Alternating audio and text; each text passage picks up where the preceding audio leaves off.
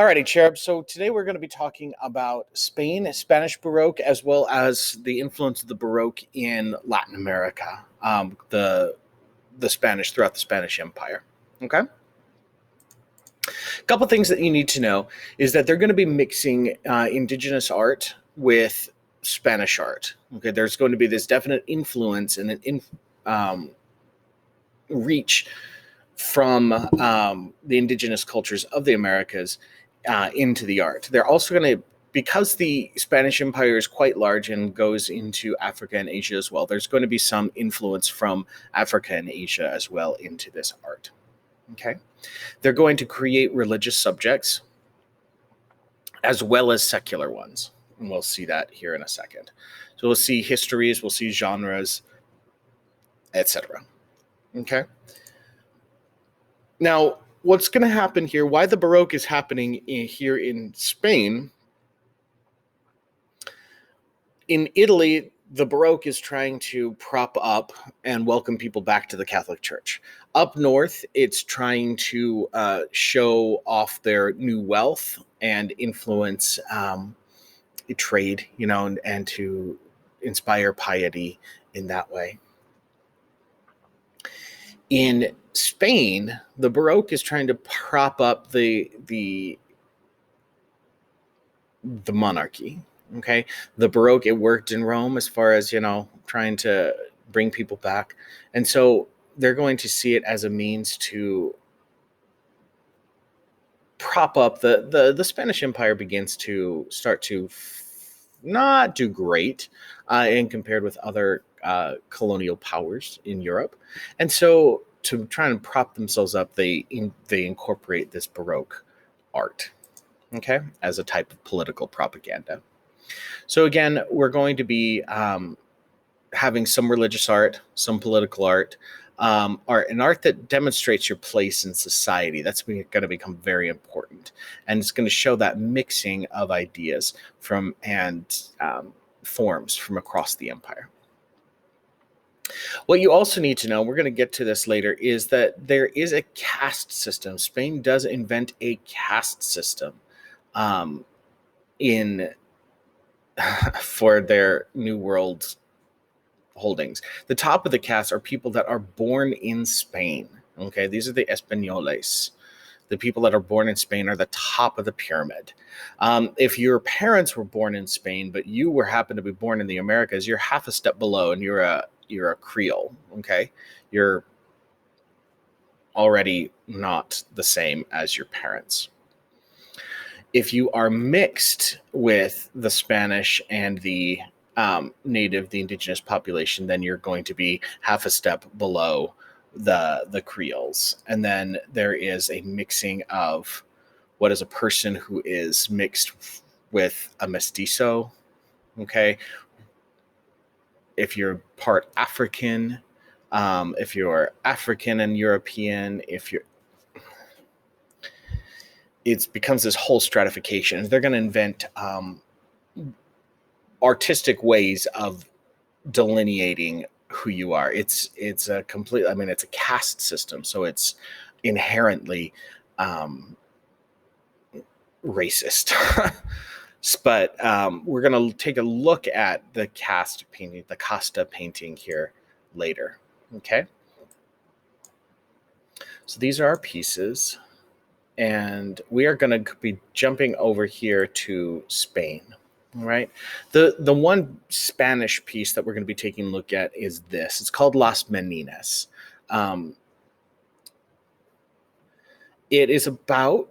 This is perhaps one of the most heavily studied paintings in the history of art. And it's considered to be one of the greatest paintings in the history of art. And you look at it and you see to yourself, I've never seen this before. What's the story with this? Okay. The point of this picture is to show off what a painting can be. It's a giant flex by the artist Diego Velázquez. He is the court painter for the King of Spain and personal friends with the King of Spain, with the Habsburg family. We're shown the princess, a little girl, She's surrounded by servants, and some of the servants are little people of short stature, so that they can, so the princess is surrounded by people that are her size. All right. You're getting a nun and a tutor standing back here. You're getting another figure standing in the doorway. You're getting the king and the queen, who are reflected in the background in this mirror. So they're standing about where we're standing in the foreground. And then you get Diego Velázquez, who is painting the whole scene. All right. The paintings on the walls have been studied. These are Peter Paul Rubens, the Flemish painter. Okay. They are copies of his works. And so what this is you've got a study of kind of the psychological power of painting. What's the real focal point? And I think it's the princess. All right. You've got her, everyone's eyes looking towards her, but then you've got people on different levels. Okay. You have different framed people here in the background, and it creates this zigzag and this psychological richness. Like, what are they talking about? What's going on? And then, of course, the back of the painting here that Velázquez is working on is perhaps Las Menines itself. Okay, so I'm going to link this. This is Nerdwriter's take on this painting. He's going to give us a lot more information about it.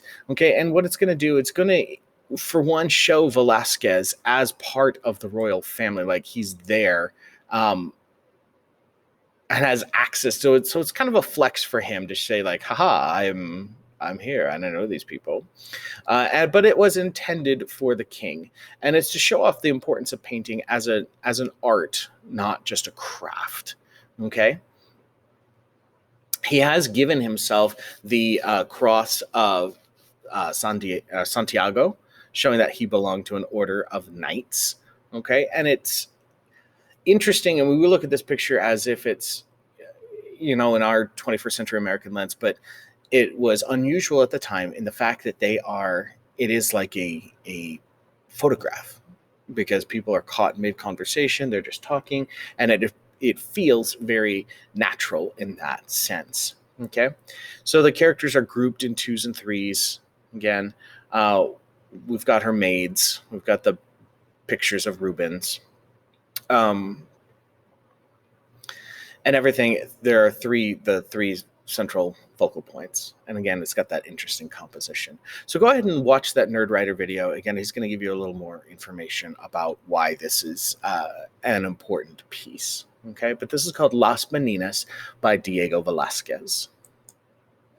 All right, so we're going to jump down here now into the New World, and the first thing that we're going to see is a screen. It's a room divider. Okay, now the Habsburgs were not just ruling in Spain. Okay, their family, they were part of the royal family of many of the royal families across Europe.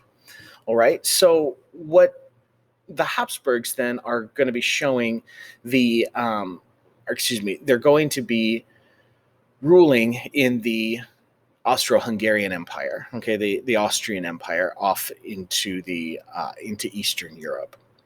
All right, and so we're going to be seeing this screen, and this screen is going to take influence from Asia, because we've seen screens like this before in Japan. Ogata Korin's white and red plum blossoms. Okay, so this is a form that comes from Asia. Now remember, Spain is going to have colonial holdings at this time in the Philippines, which are just next door to, just southwest from from Japan. Okay, and so they're going to be influenced by these Asian forms. We're going to see this in this screen. Okay, now the story that it depicts are the Habsburgs. Okay, so on one side we're getting this hunting scene. Okay, it's kind of this peaceful, they're out hunting. The noblemen are out hunting. And then on the opposite side, we're getting the siege of Belgrade. Okay, Belgrade is a city that's in Serbia. And they're fighting the Muslims out on that edge of the empire. All right. So this is going to be resin, and it's going to be painted, coated in resin, and inlaid with shell. So it's going to be this mixed media piece. And it has, again, this kind of war and peace side. So very much like the standard of but you can see that it's got influences from really around the world, that it has this kind of narrative quality to it. It has a type of perspective, but the perspective that we're seeing here is not this perfect Renaissance perspective. It's actually going to be more of a isometric projection. So again, getting that influence there from Asia.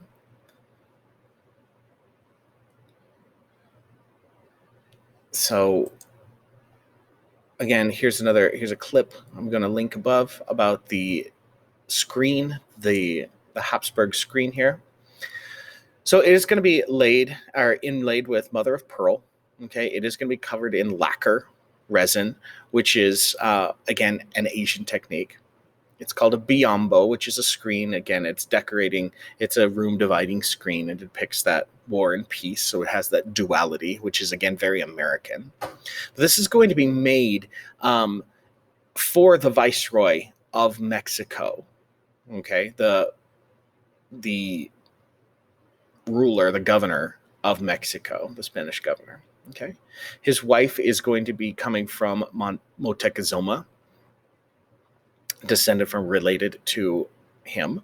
Okay, and then, like I said, they're going to be influenced by Asia as well as the New World here in this piece, as well as Eastern Europe. So it's this crazy international piece. All right. Our next piece is the Virgin of Guadalupe. Now, this piece is also a depiction. Well, it's also going to be inlaid with mother of pearl. So again, that technique of combining materials. So we've got oil paint, okay, as well as inlay of mother of pearl. Mother of pearl's like taken from an oyster shell. All right. And inlaid here to make this picture. Now, the Virgin of Guadalupe, the story of the Virgin of Guadalupe is that she is going to appear to a poor indigenous person whose name is Juan Diego, and tell him that he has to go and talk to the bishop and build a church, get a church built in her honor. He goes, and through a series of miracles, he's going to find roses. She's going to lead him to roses to prove that she's there, like that this is a real experience, that he's going to find roses blooming up on the top of a mountain, this desert mountain. And he carries these roses back to the bishop in his tunic, okay, in his poncho. And he carries them back and pours these roses out as proof that this was a true experience, a real experience. And then the vision, or the image of the Virgin of Guadalupe is going to be produced on his tunic. So that tunic has been preserved, and it is still hanging in the basilica that was erected in her honor. And now this is another image which shows Juan Diego meeting with the Virgin. She appears to him a couple times, meeting with the bishop, okay, to relay her message and his visions. Okay. So that's what these little panels are these little vignettes are off to the side. You're being shown angels, cherubs, holding these panels up. You're seeing the eagle and the cactus here. So what the Virgin of Guadalupe does is that it presents presents Mary in a mixed light. Okay, that she's pulling influence from both the Spanish as well as the indigenous populations. Okay, that she here is radiating sunlight. Now remember, the Mexica, the Aztecs, are going to be very influenced by Huitzilopochtli, the worship of Huitzilopochtli, and the dominance of the sun over Coyolxauhqui, the moon. Okay, and so what you see here is you have Mary in Mandorla. Okay, she's in this full body halo, but it's radiating. You've got the sun rays pouring out from her because she's associated with the sun. And then you've got the moon. She stands on the crescent moon. She beats the moon. Okay, and that is going to be indicate to the indigenous peoples, like, yes. Okay, yes, we can trust her. She is going to be wearing a black belt, which again was going to be to show that she's pregnant, and that is going to be an indigenous thing as well. Her skin is going to be depicted as slightly darker than a European, to show that she is mestiza, that she is a mix of Spanish and indigenous heritage. Okay, so I'm going to link this video up above, and it's going to tell you the story of Juan Diego and the Virgin of Guadalupe. Okay, and she is depicted in the Cathedral of the Madeleine. She does have one of the chapels radiating off to the side. On the west transept is going to be the Virgin of Guadalupe. Okay, and she is the patron saint of Mexico. So it is Mary, but the Virgin of Guadalupe it's Mary, but she appears in Mexico to the indigenous population and presents herself as then this combination of European and indigenous, using these symbols to appeal to the people of Mexico. All right.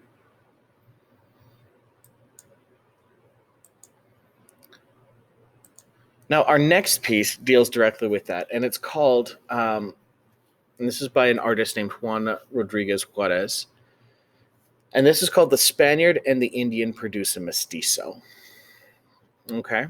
So what it's showing us here is again, this is a casta painting. This is a picture that depicts the caste system. Okay, it's part of a series. These always come in a series. An artist would be commissioned to create a series of these things to show the different combinations of people. So again, it's inherently racist. We've got the European here, the Espanol, and his wife is going to be a noble woman. She's wearing noble indigenous dress. Okay, so that's why she's richly dressed, but it is an indigenous costume that she's wearing.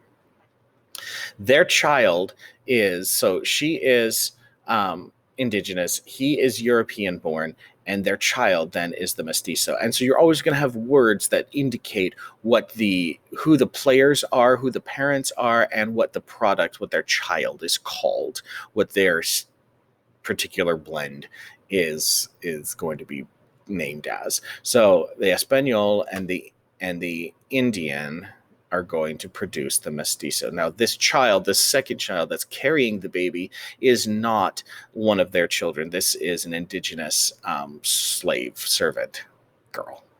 Okay. So again, this is part of this series of caste paintings that were going to be made to show the caste system, and to show where you fall in the rank and file of New Spanish society. Okay. These are going to vary in size. So on the surface, it is a genre type painting. All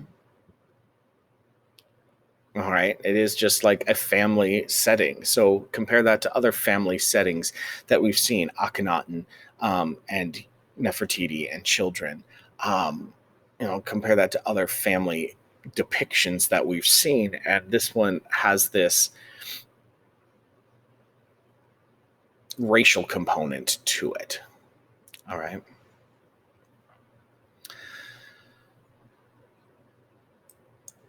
That's the Casta painting. Now, Miguel Cabrera is the artist for this next piece. And this is oil on canvas. And this is going to be a portrait of Sor Juana Ines de la Cruz. Sor Juana Ines de la Cruz was a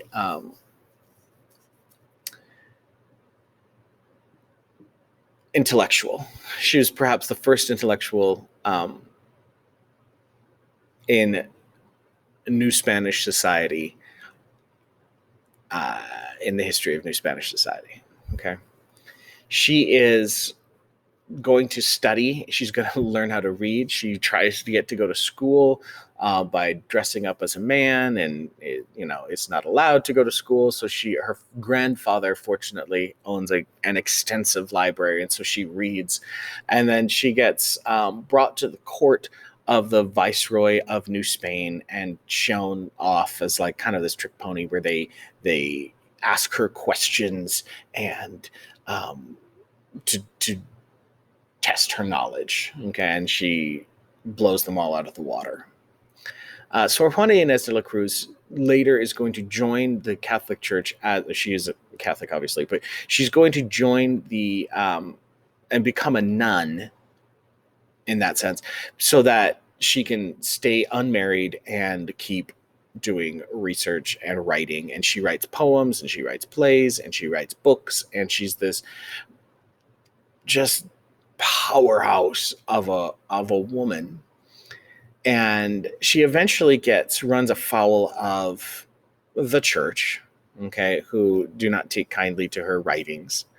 And she spends the rest of her life then doing charity work. They force her to stop writing and reading. She becomes very influential as a historian, as kind of this, like,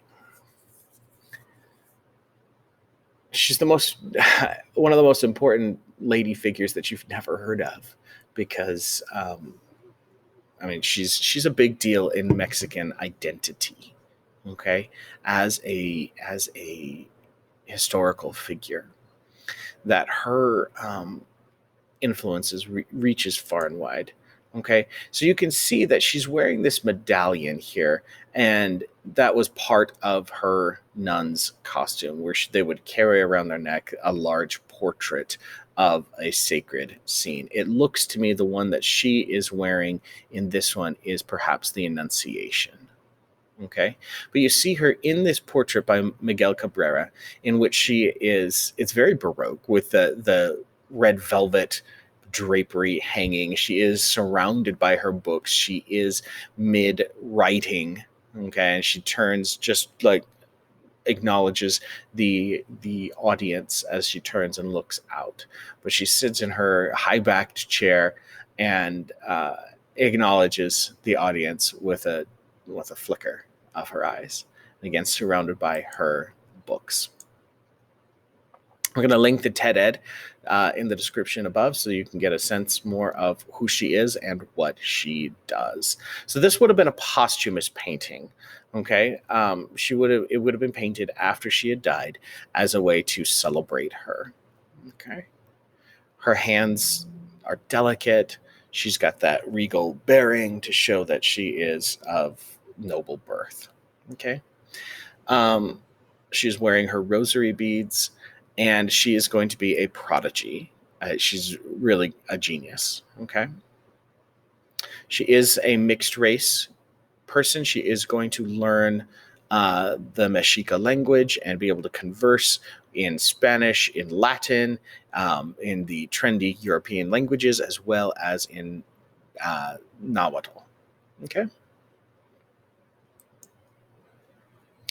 And our last piece, it comes down to us from the Viceroy of Peru. Okay, so from South America, we're getting the angel with the arquebus, and the painter is known as the Master of Calamarca. And it gives us the name of the angel, and you see, this is no angel. Like, what's okay? He is wearing this costume, okay, that is inspired in part by European dress, but influenced also by the Incan nobility to kind of, again, mix the two lineages, mix the two heritages so that it is acceptable to the indigenous population. You can see their wings here. Angels have no gender, by the way. So what we're seeing here is a non-binary figure that is neither male nor female. Angels have no gender in traditional Catholic iconography. Okay, so we see their wings there. They are, again, in this very lavish costume that is really over the top, but very, very Baroque. But again, a mixture of the two worlds. They're also holding this gun. Okay, and an angel with a gun, again, to show, rather than like a bow or an arrow or a sword, it's going to be like very technologically savvy. All right. Now, the angel's name is Aciel, and Aciel means the fear of God. Timor Dei. Aciel Timor Dei. Okay, which is part of the name. Angel with the arquebus. Aciel is the name. Timor Dei means the fear of God, which is what Aciel means. Okay, so they're just spelling that out for you. So again, the angel's name is Aciel. All right. So here we're getting shown this picture of an angel, a protector, a guardian, a warrior. So you're mixing military identity, you're mixing celestial identity, you're mixing indigenous identity, you're mixing European identity in this blender figure. They're throwing that all into a blender here for this picture of this person. Now, again, with the strong diagonals, and the dress, again, is influenced by the Andean aristocracy as well as the Europeans. Okay, the plumed hat, again, is indicative of Incan royalty. They personify military aristocracy and sacredness. All right. So again, the point of the picture is to enforce Catholicism and to show, like, yeah, we're dominating here. And it appears as protectors of faithful Christians. Okay, so the arquebus is the shotgun. So angel with the arquebus, Aciel Timor Dei, is going to be the name of the picture. So it's the angel holding the shotgun, and the angel's name is Aciel. All right. So this would have been part of a larger series that depicted the angels going about their activities. All right. Now, one more piece that I just want to show you real briefly. Again, it's not on the list, but I do want to show it to you. This, so churches, when I lived in Argentina, this was the main church that was there. But you can just wanted to show it to you as an example of how the Baroque influenced this corner of the world. This church dominated the city that I lived in for several months, and you can see how heavily Baroque it is, and it feels so much like the Il Gesù. Okay, with the two stories, with the pediments, with the scrolls on the side, with the columns, but with the bright colors and the heavy decor, it feels very, very Baroque, very rich, very lavish, very intense. So this is the San Franciscan church in Salta, Argentina, where I lived for a number of months. And this is the interior, again, very, very rich with that barrel vault. And this is one of the oldest churches. I mean, this is dating back to the 1600s. So just precisely this Baroque moment here in Argentina. Okay. So I just wanted to show you that as a personal,